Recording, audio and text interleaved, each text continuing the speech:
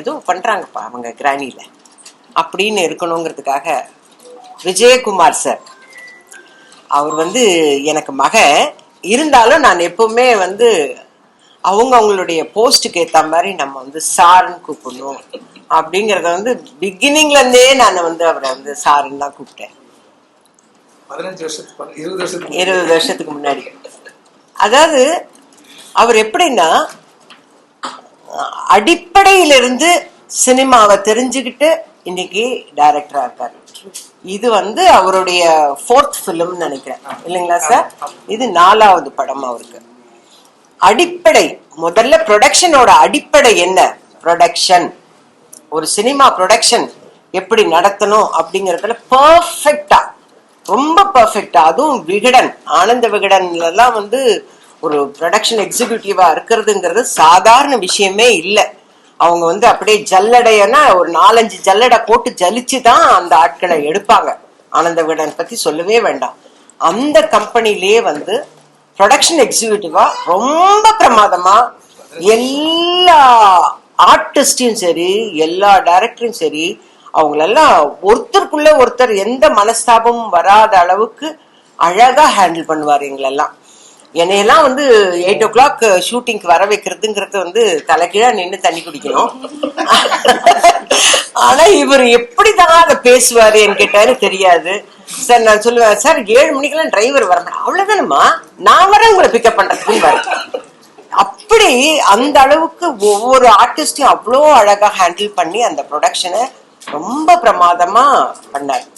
சரி, அவருடைய வேலை வெறும் ப்ரொடக்ஷன் அப்படிங்கிறதுக்காக ப்ரொடக்ஷனை மட்டும் கான்சென்ட்ரேட் பண்ணல. அங்க அவர்தான் டைலாக் பேப்பரை எடுத்துட்டு வருவாரு, ஃபுல் ஸ்கிரிப்டையும் படிச்சிருவாரு. அந்த ஷெட்யூலோட அந்த ஷெட்யூல் ஃபுல்லா என்னென்ன சீன்ஸ் எடுக்க போறோங்கிறத நாங்க யாருமே ஷெட்யூல் டைரக்டர் கிட்ட கேட்கறதே கிடையாது.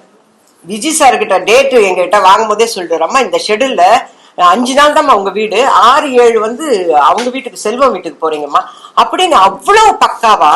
நம்ம வேலை என்ன, ப்ரொடக்ஷன் பாக்குறதுதான். ஏதோ சாப்பாடு கரெக்டா வருதா, ஆர்டிஸ்ட் சரியா வராங்களா, அதோடு நிறுத்திக்கோன்னு இல்லாம அங்கேயே அவர் டெவலப் பண்ண ஆரம்பிச்சிட்டாரு. ஸ்கிரிப்ட் வாங்கி படிச்சு என்ன ஷெட்யூல் என்ன ஏதுன்னு, ஷெட்யூல் டைரக்டரும் சேர்ந்து போடுறாங்களோ இல்லையோ, இவர் பக்காவா போட்டு இந்த ஆர்டிஸ்ட், எந்த ஆர்டிஸ்டுக்கும் எந்த கன்ஃபியூஷனும் வராது, ப்ரொடக்ஷன்லயும் எந்த கன்ஃபியூஷனும் வராம அவ்வளோ அழகா எடுத்துட்டு போனார். அப்பெல்லாம் நான் நினைச்சு கூட பாக்கல இவர் டைரக்டரா வருவார். ஏன்னா நான் அப்ப சொல்லிட்டே இருப்பேன், நீங்க சீக்கிரத்துல ப்ரொடியூசர் ஆயிடுவீங்க சார், ஏன்னா ப்ரொடக்ஷன் அவ்வளவு அழகா ஹேண்டில் பண்றாரு. அதனால நீங்க சீக்கிரத்துல ப்ரொடியூசர் ஆயிடுவீங்க சார், நீங்க ப்ரொடியூசர் ஆயிட்டா எனக்கு சான்ஸ் கொடுங்க சார். ஏன்னா எனக்கு வேலை கேட்கறது எப்பவுமே ஒரு வேலை, அது யாரா இருந்தாலும் சரி, வேலை கேட்கறது என்னோட வேலை.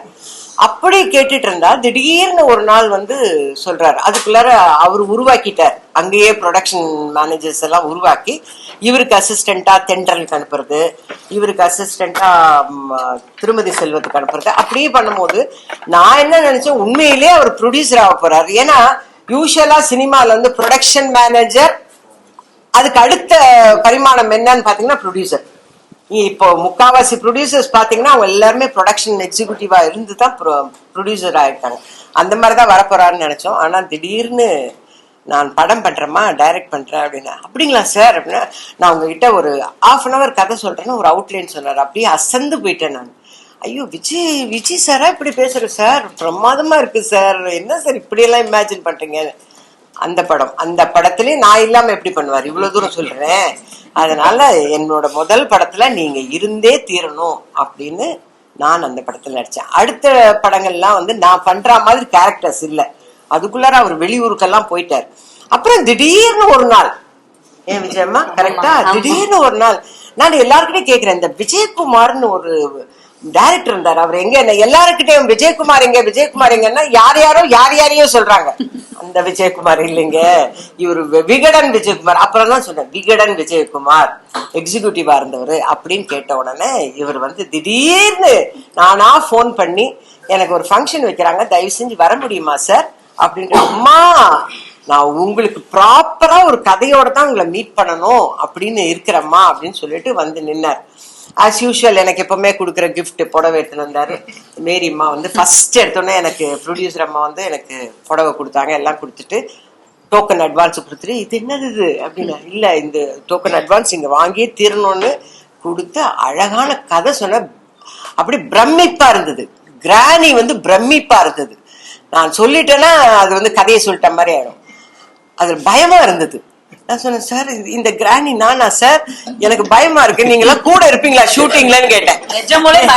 ஏன்னா எனக்கு அது விஷுவலா பார்க்கும்போது இவர் சொல்ல சொல்ல சொல்ல ஐயோ நம்மள தனியா விட்டுருவாங்களே அப்படின்னு, நீங்க இருப்பீங்கல்ல, நீங்க எல்லாம் கூட இருப்பீங்கல்லன்னு கேக்குறாங்க. அந்த அளவுக்கு கதை சொல்லும் போதே அவ்வளோ பிரமாதமா இருந்தா அந்த கிராணி கதையில பிரமாதம். ஆனா பட் அடுத்து எங்கெல்லாம் அடி வாங்குவேன்னு எனக்கு தெரியாது.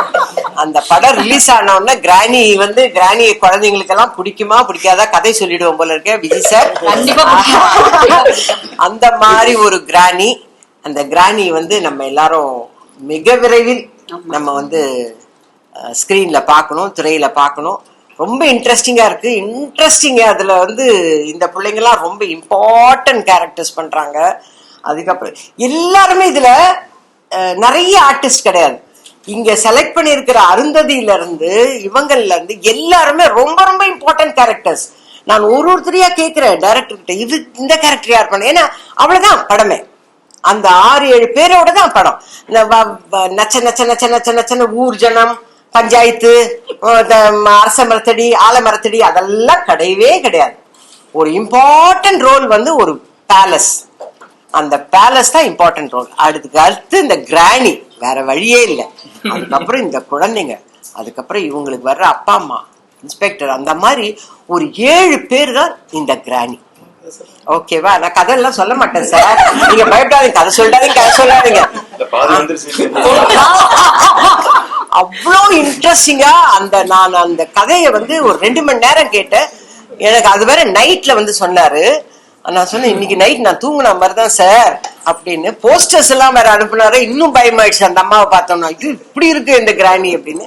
அந்த அளவுக்கு ரொம்ப பிரமாதமான, இதுவரை எல்லாருமே சொல்லியிருப்பாங்க, இதுவரை நீங்க கேள்விப்படாத கதை, இதுவரை வந்து அம்மா வந்து சித்தியா மாறிச்சுன்றதெல்லாம் தான் மாற்று. அம்மாவா தான் இருப்பாங்க, சித்தின்றது வேற கேரக்டர். அந்த மாதிரி எல்லாம் நான் போய் சொல்லல, உண்மையிலே சொல்றேன்.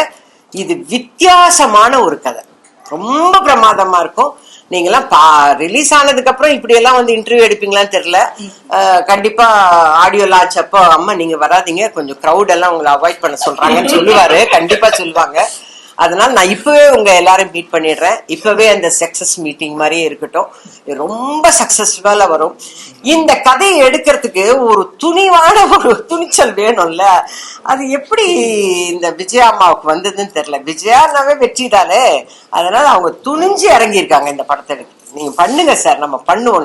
ஏன்னா எனக்கு எவ்வளவு இம்ப்ரெஸ் ஆச்சு இந்த கதை கேட்டு, அதை விட பல மடங்கு இவங்க இம்ப்ரெஸ் ஆகி, நான் கதை கேட்கும் போது இவங்க எதிர்க்க உட்காந்து, ஐயோ அம்மாவுக்கு இவ்வளவு பிடிக்குது இந்த கதை அப்படின்னு எல்லாம் சொல்ற அளவுக்கு ரொம்ப துணிச்சலா இறங்கியிருக்காங்க. அதனால நம்ம இவங்களுக்கு மேலும் மேலும் சக்சஸ் கொடுத்தாதான் எங்களை மாதிரி இருக்கிறவங்களுக்கு இந்த மாதிரி ப்ரொடியூசர்ஸ் வேலை கொடுப்பாங்க இல்லையா? அது கை தட்டுங்க தயவு செஞ்சு.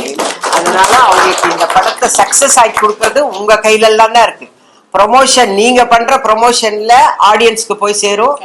ஆடியன்ஸ் பார்த்து இத மிகப்பெரிய சக்சஸ் ஆகும் போது நிறைய படங்கள் எடுத்துக்கிட்டே இருப்பாங்க. நம்ம எல்லாருக்கும் வேலை கிடைச்சுக்கிட்டே இருக்கும். அதுக்காக வெரி ஆல் த பெஸ்ட் அம்மா, வெரி ஆல் த பெஸ்ட்.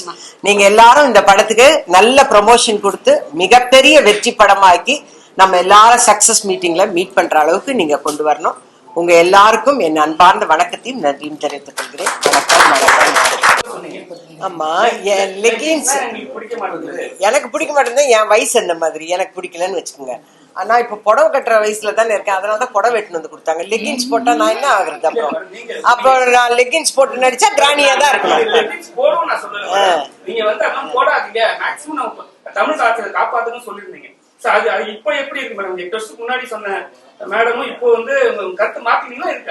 கருத்து அதுலேதான் இருக்கிறேன், அதுலேதான் ஸ்டிக் ஆன் பண்ணிட்டு இருக்கேன். வேண்டாம் அப்படிங்கிற அது அவங்க போட்டோ எடுத்து பாத்துக்கணும். முதல்ல லெகின்ஸ் போட்ட உடனே போட்டோ எடுத்து பாக்கணும், இல்ல கண்ணாடி முன்னாடி நின்னு பாக்கணும். நம்ம போட்ட லெகின்ஸோட கலர் வந்து லெகின்ஸ் போட்டிருக்கோம்னு தெரிவிச்சதுன்னா ஓகே, இல்லன்னா கஷ்டம். எல்லாருக்கும் வணக்கம். இப்பதான் படம் ஆரம்பிக்குது. படம் முடிஞ்சோடனே எல்லாம் பேசலாம். ஓகே, ஷூட்டிங் இல்லை சொல்லுங்க சார். இல்ல எல்லாருக்கும் வாழ்த்துக்கள். ஓகேவா? கதையே கேட்கலங்க போதுமா.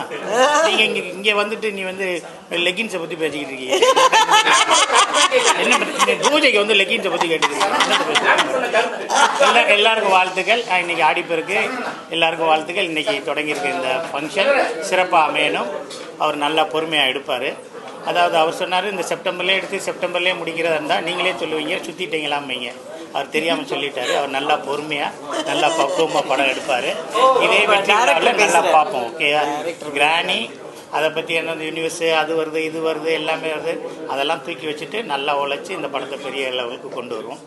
திருப்பி கம்பேக்கில் டைரக்டர் வந்திருக்காரு. அம்மாலாம் இருக்காங்க, எல்லாம் இருக்காங்க. எல்லாரும் வந்து ஒரு மிகப்பெரிய ஒரு எஃபோர்ட் போட்டு இந்த படத்தை நல்லபடியாக கொண்டு வருவோம். வேறு என்ன அடுத்து ஒரு இனி நிறையா பிளாட்ஃபார்ம் இருக்குது. நீ ஆடியோ இருக்க போது, டீசர் இருக்க போது, ரிலீஸ் எல்லாம் இருக்குது. அதில் எல்லா விஷயங்களையும் ஷேர் பண்ணிக்குவோம். ஓகேவா. என் படப்பிடிப்பெல்லாம் இருக்குது. ஆடி 18க்கு நிறைய பேரில் ஆரம்பிச்சிருக்காங்க.